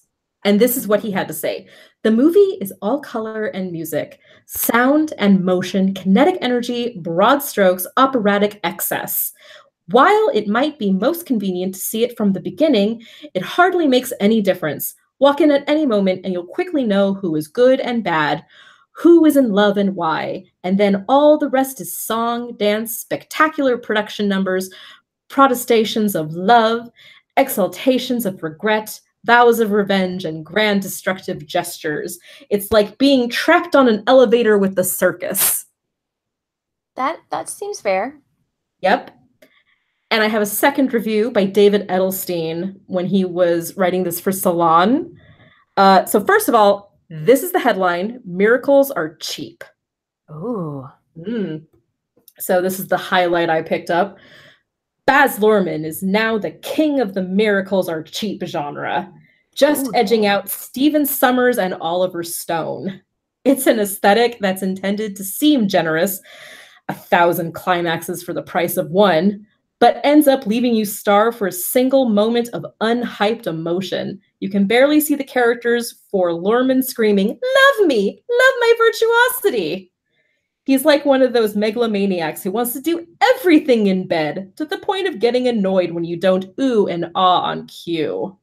It's meaningless to criticize Moulin Rouge for being florid, campy, and excessive, since Luhrmann aspires to make his audience drunk on florid, campy excess. You know what I'd say? I would say that those are both fair reviews. Like, this movie, it is not for everybody. It is not, and that's why I think I struggle with this movie a lot. But the thing is, the more I think about it, especially this past week, when I was thinking of it with more of a critical mind, I have to say, yeah, I think this definitely belongs in the top 25 list. I think it's fair that it's number 25 because I don't think it's that great a show. I was going to ask you about that. Like, do you think it belongs in there? But I think it's so different also from everything else we've seen, right? I can't think of another movie like this. It kicked off a new trend in Hollywood because then all of a sudden, for the first time in years, we saw actual trends in putting out musical movies because Hollywood just thought there was no audience for it. It's just that at one point they oversaturated the market. And if you make a good musicals, people will go see them. Because back when they thought that the musical genre was dead, they released, what was it? My Fair Lady? And they were like, okay, that's just a fluke. So it's like female superheroes. It's like, well, if you would put out a good movie, people would go see it. Exactly. It's sort of like how today we're just so saturated with superhero movies where I think there's going to be a bubble eventually. Yeah, just busting. But again, like when you had Moulin Rouge come out, I don't think Hollywood expected it to be a hit like at all. They probably expected a huge loss. And but it got a lot of love from audiences who actually saw it. And I think the thing that really, it was not just that it made some money. It was that people bought the soundtracks. It spawned #1 hits and teenagers loved it, right? Because if you can get the teenagers into your thing, they spend the extra money on stuff. And the thing is, teenage girls are the demographic that is more likely to see a movie repeatedly. Yeah, for sure. So when you get your hooks into that demographic, you are very likely to get your money back very quickly. Teenage Look at Titanic. Girls and moms. Yes. That's how Titanic became the #1 movie of all time. I guess Avatar beat it out. But so do we both agree that this film is deserved on its position? Yes, because again, I don't think it's that great a movie, but I think it was very important for what it had accomplished. I don't know if it's that great a movie, but I think it is art.